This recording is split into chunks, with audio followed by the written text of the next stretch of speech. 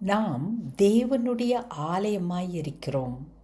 உங்கள் சரீரமானது நீங்கள் தேவனாலே பெற்றும் உங்களில் தங்கியிருக்கிற பரிசுத்த ஆவியானவருடைய ஆலயமாய் இருக்கிறது.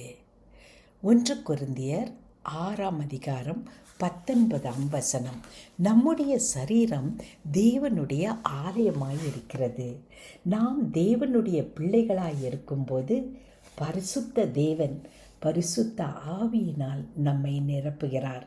பரிசுத்த ஆவியானவர் நமக்குள் குடிக்கொண்டிருக்கும்போது நாம் நடமாடுகிற ஆலயங்களாக மாறிவிடுகிறோம்.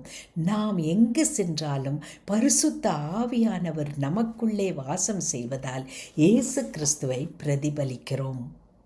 அன்பின் பரமதகப்பனே, ஆண்டவரே, பரிசுத்த ஆவியினால் எங்களை நிரப்பி, ஆண்டவரே, இயேசு கிறிஸ்துவை பிறருக்கு நாங்கள் காட்ட நடமாடும் ஆலயமாக எங்களை வைத்திருப்பதற்காக நன்றி. அப்படியாய் வாழ உதவி செய்யுங்க. இயேசு கிறிஸ்துவின் மூலமே ஆமேன்.